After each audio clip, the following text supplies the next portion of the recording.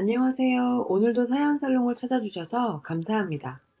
시부모님과는 신혼부터 가까운 거리에 살면서 자주 살펴봐드리고 있었습니다. 맛있는 반찬하면 가져다 드리고, 제가 안 사드리면 고기를 안 드시기 때문에 고기도 사다 드리고요. 동네에 새로운 개업집이 생기면 자주 모시고 가서 새로운 것도 같이 먹고요. 시부모님을 딱히 좋아해서가 아니라 그냥 자식된 도리로 맛있는 거, 좋은 거 보면 해드리려고 했어요. 몇 달 전에는 어머님이 갑자기 배 아프다고 하셔서 부랴부랴 제가 모시고 가서 맹장수술 시켜드렸고 몇 날 며칠을 병원에서 지내면서 돌봐드렸어요. 시누이나 아주버님은 맹장수술 뭐 그렇게 큰 수술이냐며 그냥 한번 문병 오고 끝이고요. 어쨌든 퇴원까지 시켜드리고 집에 와서는 몸보신 하시라고 백숙이며 전복죽이며 해드렸어요. 그냥 가족이라고 생각했어요. 그래서 어렵고 도울 일 있으면 도와주는 거라고. 그런데 저 혼자 바보짓을 한 것이었네요. 초등 4학년인 큰아이가 편도가 많이 커서 편도 수술을 하게 되었습니다. 그런데 저에게는 큰아이 수술도 문제지만 한참 뛰어놀기 좋아하는 7살 아들과 4살 딸아이를 어떻게 하느냐도 큰 걱정거리였죠. 남편이 돌봐주기는 하겠지만 4박 5일을 일 안 하고 돌봐주기가 힘드니까요. 친정에 못 맡긴 건 거리도 좀 있는 데다 친정엄마 건강이 근래에 많이 좋지 않으시거든요. 몸도 성찬으신데 걱정만 하실 것 같았어요.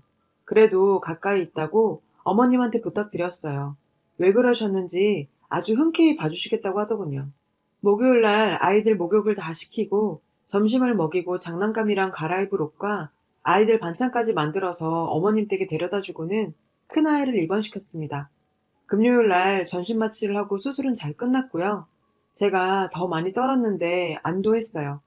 남편은 바빠서 금요일에 못 왔고 토요일날 두 아이들과 함께 병문안을 와서는 두 아이를 병원에 두고 갈 테니 돌보라고 하더군요. 어머님이 바쁘시다네요. 남편도 일이 잡혀 있어서 아이를 돌보기는 힘들 것 같다고 하고요. 저 정말 미치는 줄 알았습니다. 병원엔 환자용 침대와 보조 침대만 있을 뿐인데 거기에서 새 아이를 어떻게 돌보나요? 게다가 아직 큰아이는 컨디션도 좋지 않은데요. 제가 해놓은 반찬들은 다 어디 갔는지 먹이라고 싸서 보내시지도 않아서 작은 아이들 밥도 사 먹이기 애매하고 잠을 자려고 해도 자리도 없고 막내를 안고 보조 침대에서 자려고 하니 아이가 자꾸 굴러 떨어지더군요. 할 수 없이 환자 침대에 새 아이를 눕히고 저 혼자 보조 침대에 누워서 겨우 하룻밤을 잤습니다. 아이들이 잠결에 계속 징징댔어요. 돌아눕기도 힘들고 서로 깔고 누웠으니 얼마나 답답했겠습니까. 하룻밤은 어찌어찌 견뎠는데 더 이상은 안 되겠다 싶어서 월요일 퇴원 예정이었던 걸 하루 당겨서 일요일날 퇴원을 해버렸습니다. 아침에 서둘러 짐을 정리하고 퇴원 수속을 마치고 집으로 돌아오는데 별 생각이 다 들더군요. 내가 당신들한테 어떻게 했는데 겨우 며칠 아이들 못 봐주고 나한테 이러나 싶고요. 이제까지 시집에 충성을 다한 내가 참 한심하고 바보 같고 후회되고 집으로 돌아오는 길에 큰아이는 컨디션이 안 좋았는지 구토를 해서 길에서 한참 쉬었다 돌아왔어요.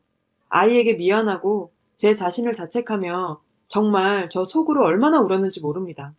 기왕 고생하시는 김에 하루만 더 아이를 봐주셨다면 저도 고마워했을 거고요. 다음에 무슨 일이 생기면 저도 열심히 도와드렸을 텐데 그래서 집에 돌아왔다고 전화도 안 드렸어요. 남편이 전화한 건지 아이들 짐을 가지고 오셨길래 눈도 안 마주치고 일부러 뚱하게 있었어요.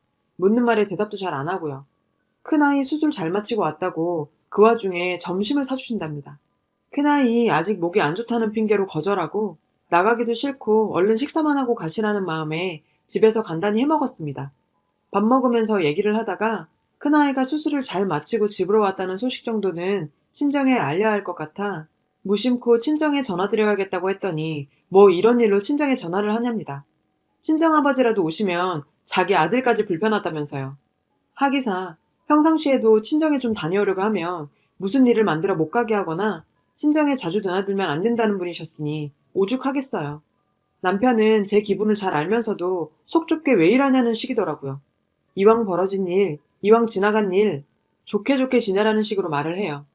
참, 병원에서 제가 어떻게 하룻밤을 보냈고 돌아오는 길이 어땠는지 알기나 하는 건지 말을 해도 모를 겁니다. 어쩜 그렇게 호칭을 잘 지었을까요? 남편, 결국 남의 편인 거죠. 그날 저녁에 잠을 자려고 누워있으니 뭔가 이제까지 없었던 감정이 치밀어 올라 잠이 오지 않더라고요. 예전에 시부모도 부모니까 하면서 그러려니 넘어갔던 일들이 떠오르더라고요. 신혼 때 남편과 금전적인 문제로 한동안 자주 다툰 적이 있었어요. 그러고 나면 다음날 아침부터 시어머니 전화가 엄청 오셨고요. 전화를 안 받으면 집으로 찾아오셨어요. 부부싸움 할 때마다 시댁이 개입을 해서 그걸로 인한 스트레스를 너무 받았죠. 몇 번 얘기했습니다. 남편한테 제발 우리 부부싸움 이야기 시어머니에게 안 했으면 좋겠다고 했더니 남편은 자기가 말 안 해도 목소리 듣고 아시는 거라고 하더군요. 정말 어이가 없었어요. 무슨 애도 아니고 부모님에게 부부싸움 한 티를 팍팍 내고 있냐고요. 정말 사람 미치게 만들었어요. 시어머니께도 우리 싸움에 개입 안 하셨으면 좋겠다고 자주 얘기했고요. 그렇게 지내면서도 자식된 도리를 다해야 한다는 마음에 자주 찾아뵙고 식사도 했죠. 남편과는 원래 부업으로 같은 일을 하고 있었어요.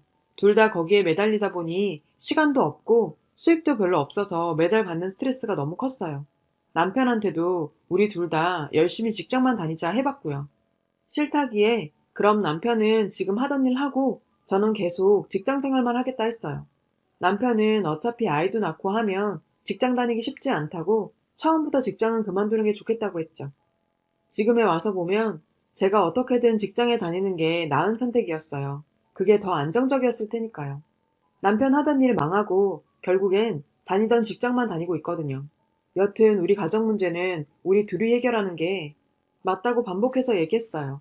솔직히 아들이 벌이가 이렇게 시원치 않으면 저 같으면 며느리한테 그래도 미안한 마음이 조금은 들 것 같아요. 근데 그런 거 전혀 없이 싸울 때마다 시어머니가 저한테 연락해서 야단인 거 보면 그때부터 미안하고 그런 마음이 전혀 없었던 거죠. 너무 스트레스 받아서 연락 안 받았더니 톡 오더라고요. 오늘 몇 시까지 집으로 오라더니 안 오면 저희 친정엄마한테 연락한다고요. 너무 황당해서 남편한테 지금 어머님한테 이렇게 연락이 왔다. 우리 싸움에 개입하지 않게 해달라고 몇 번을 말했냐고 했어요. 어머니가 우리 엄마한테 연락하고 만난다고 그렇게 나오시면 나도 엄마한테 가서 여태 어머니가 나한테 하신 행동들, 오빠의 금전적인 사정, 경제관념 이런 얘기 나올 수밖에 없다 했죠. 저희 엄마한테 남편 미움받는 것도 그렇고 엄마가 걱정하실까봐 남편 수입이며 시댁에서 저한테 한 언행들 하나도 얘기 안 했거든요. 시어머니가 저렇게 나오는 거 보면 우리 집을 만만하게 생각해서 저렇게 하는 게 아닌지 하는 생각도 들었어요. 그렇다고 남편은 먼저 사과하는 스타일도 아니었어요. 자기 엄마 연락 오는데 안 받았다고 오히려 화를 냈었죠. 부모 사랑도 끔찍한 사람이라 항상 둘이 싸워 금방 풀릴 일도 어머님이 개입하셔서 큰 싸움이 되거든요. 그것도 지쳤지만 제가 어머니께 더 신경 쓰고 잘하면 어머님도 나를 더 많이 이해하시겠지 싶었습니다. 그래서 잘 하려고 했고요. 시간이 지나니 남편이 변했을 리는 없고 어머님도 지치셨는지 참견을 좀 덜 하시더라고요. 참 이상한 성격이다 했죠. 저는 첫째 돌부터 그냥 가족끼리 간소하게 소규모 돌잔치로 했어요. 요즘 돌잔치 크게 해서 좋아하는 사람들도 없잖아요. 뒷얘기들도 많고요. 진심으로 우리 아가의 돌을 축하해줄 사람들만 있는 것도 좋겠다 생각했습니다. 소규모 돌잔치 전문으로 하는 돌상 다 차려주는 식당에서 진행했어요. 양가 가족들만 모셨고 당연히 바라는 것 없었습니다. 아기 예쁜 사진 찍고 케어하느라 바빠서 생각도 못했어요. 그런데 식사하는데 자리가 양가 식구 마주 앉게 되어 있었어요. 보통 그럼 조금 불편하더라도 어른들끼리 마주 앉아 인사도 하시고 하지 않나요? 저희 아빠 엄마 앞에 아주버님 내외 앉히고 시어머니는 조카들이랑 얘기하느라 바쁘셨어요. 어쨌든 식사 끝나고 정리하고 가려는데 친정아빠가 돈 봉투를 주시더라고요. 생각지도 못했고 너무 많이 주셔서 안 받으려 했는데 니네 주는 거 아니고 아기 주는 거니 그냥 받으라시며 저금해주던 알아서 아기를 위해 쓰라고. 편찮으셔서 자리 못하신 친할머니도 봉투를 보내시고 액수도 액수지만 이렇게 마음 써주셨다고 생각하니 너무 감사했어요. 근데 시어머니는 아기에게 생일 축하한다, 건강히 잘 커라, 제게 아기 키우느라 고생했다, 뭐 이런 흔한 덕담 한마디조차 없으셨고 생각하니 더 웃겼던 건 식당에서 차려둔 돌상 위에 데코한 과일 싸가도 되냐고 카운터에 물어보셨어요. 이때까지도 정신이 없어 별 생각이 없었는데 집에 오는 길에 괜히 서운하더라고요. 집 올 때는 신랑 스피커폰 해서 용건만 간단히 통화했어요. 아이 케어하느라 정신없고 힘든데 굳이 나서서 상처받을 필요 없잖아요. 그때는 그렇게 생각하고 대처했어요. 그래도 내 남편의 엄마고 어찌됐든 사는 동안 계속 보며 살아야 하는 인연인데 너무 서운해하지 말자고 다짐했죠. 그걸 아는지 모르는지 남편은 그 결혼 생활 동안에 처가에 안부 전화한 적 1도 없고요. 시댁이랑은 가까이 살고 자주 만났는데도 하루가 멀다고 통화를 했어요.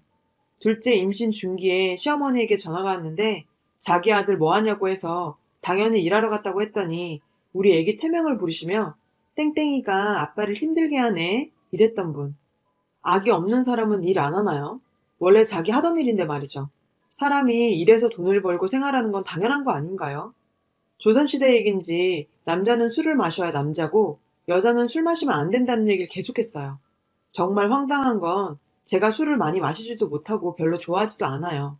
가끔 가족 모임 있을 때 맥주 2잔 정도 먹는 게 정말 많이 마신 거예요. 반면 남편은 아이 낳고도 개처럼 술 먹는 것 때문에 속상해서 싸웠는데 시어머니는 그걸 듣고 아들이 기죽어 사는 것 같다고 하더라니까요. 제가 몇 마디 한다고 기죽을 인간도 아닌데 말이죠. 이런저런 지나간 생각들로 또 큰아이 수술로 마음이 정말 안 좋은 밤을 보냈습니다. 게다가 큰아이는 회복이 조금 늦는 것 같고요. 제 탓인 것 같아 마냥 미안한데 신우이한테 전화가 오더군요. 전 정말 큰애 안부를 묻는 전화인 줄 알았어요. 근데 전화에선 언니 내일이랑 모레 우리 애들 좀 봐줄 수 있어요? 애들 아빠랑 간만에 1박 해서 여행 좀 다녀오려고요. 이러는 겁니다. 정말 열이 끝까지 올라서 아가씨 우리 큰애 수술한 거 몰라요? 수술 잘 끝났냐고 묻지는 못할 망정 왜 그래요 정말. 아가씨도 애 있잖아요. 입장 바꿔 생각은 안 해봤어요? 진짜 서운하네요. 했더니 저보고 언니 갑자기 왜 그러냐고 하네요. 그렇죠. 제 잘못인 거죠. 이 사람들은 저를 그렇게 보고 있었나 봐요. 등신같이요. 이 와중에 시어머님은 눈치를 말아드신 건지 아니면 저한테 관심이 아예 없으신 건지 전화 오셔서 저녁에 어머님 친정에 놀러 가자고 하더라고요. 이 말 듣고 저 정말 정신줄 간신히 잡았어요. 여자가 친정에 자주 드나들면 안 된다고 해놓고 지금 이 상황에 자기 친정에 같이요? 제가 같이 가야지 모양새도 살고 남편이 술을 먹으면 제가 운전도 하라는 거죠. 그럼 우리 아이들은 또 어쩝니까? 제가 안 간다 하니 남편은 옆에서 왜 안 가야 되는데? 이럽니다. 더 이상은 못 참겠더라고요. 왜? 야, 나 더 이상은 못 참겠다. 뭐 이런 집구석이 다 있어? 나 시집 와서 너나 니네 엄마나 시댁에서 해준 게 뭐가 있냐? 호의가 계속되니까 권리인 것 같아? 처음엔 모르고 살았고 나중엔 애들 덕에 참고 살았어. 그래도 이런 대우 받아도 당연한 사람은 없어. 세상에 지 새끼 아프다는데 뭐? 지 할머니를 보러 가겠다고? 그것도 수술한 애까지 대동하고? 너 제정신이니? 그 집안 식구들이 우리 애들한테 언제 한번 따뜻한 말이나 해준 적 있어? 가면 다 그냥 대면. 내가 다 멋쩍더라. 지네 위신 세우려고 자식들의 자식들까지 불러다 할 일 없이 술이나 퍼마시고 말이야. 그게 한두 번이어야지. 내 친정은 못 가게 하면서 지 친정은 왜 그렇게 뻔질나게 들락거리는 건데? 너도 말이야. 지 마누라는 그렇다 쳐도 지 새끼 상태는 봐가면서 부모 챙겨야지. 이렇게는 더 이상 못 살겠어. 이혼해. 내가 애들 다 데리고 갈 거고 나 혼자 벌어먹어도 너보단 낫겠어. 나 애들 때문에 못 나가. 지금 이 집에서 당장 나가! 했습니다. 그러자 남편이 놀랐는지 눈을 동그랗게 뜨고 아무 말도 못하고 있는 겁니다. 진짜 찌질해 보이더라고요. 자기가 잘못했다는 생각은 못했답니다. 시간이 그렇게 지났는데 제 고통을 몰랐을까요? 제가 그냥 숙이고 있으니 못 본 척 한 거죠. 그게 더 괘씸합니다. 미안하다 하더니 안 되겠다 싶었는지 내일 얘기하자고 나가더라고요. 저는 결심했죠. 이 사람과 시댁과 더 이상 안 엮이고 싶었어요. 그렇게 이혼하자고 남편과 시댁과 실갱이를 하다가 남편이 이혼만은 안 된다고 이제 와서 무릎 꿇고 말 그대로 싹싹 빌더라고요. 무슨 맘인지 꽃도 사다 주고 저녁하지 말라고 음식도 싸우고요. 아이들과 외식도 나가자대요. 그런저런 시간이 지나 지금은 저와 아이들 친정 옆으로 이사와서 살고 있습니다. 제가 엄마 아빠도 더 들여다보고 있고 엄마 아빠도 손주 좋아하시고요. 정말 사람 사는 것 같습니다. 엄마가 안 좋으시니 친정 엄마 아빠께는 일단 이사방이 바빠져서 집에 매일 오진 못하고 직장 거리 때문에 이쪽으로 오게 됐다고 한 상태입니다. 상황 보고 말씀드려야겠죠. 남편이 워낙 이혼은 안 된다고 완강했고 자기가 더 변한 모습을 보여주겠다고 하더라고요. 조금만 더 시간을 가지고 판단해 달라길래 남편과 같이 살지 않고 시댁은 왕래하지 않는다는 전제하에 친정 옆에 집을 구했습니다.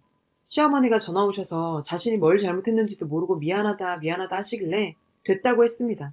아이들을 보면 이혼만이 답은 아닌 것 같고 아빠를 곁에 두긴 해야 할 것 같아 내린 결정인데 지금까지 남편의 다른 모습을 많이 보고 있긴 합니다.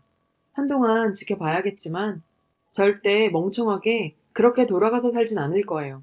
저도 재택근무를 하게 되었습니다. 친정부모님 계시고 하니 조금 도움받아 일정 시간 일을 할 수 있게 되었어요. 젊은 시절 능력은 아니지만 일도 열심히 하고 있습니다. 저 이제 정말 저와 아이들과 그리고 못 챙겨드린 친정부모님을 1등으로 놓고 살아가려고 합니다. 삶이란 게 참 복잡하지만 놓아보니 이렇게나 또 단순하네요. 긴 글 읽어주셔서 고맙습니다. 여러분, 사연 댓글에 응원과 현명한 조언 부탁드려요. 좋아요와 구독은 저에게 큰 힘이 됩니다. 오늘도 좋은 일 가득하세요.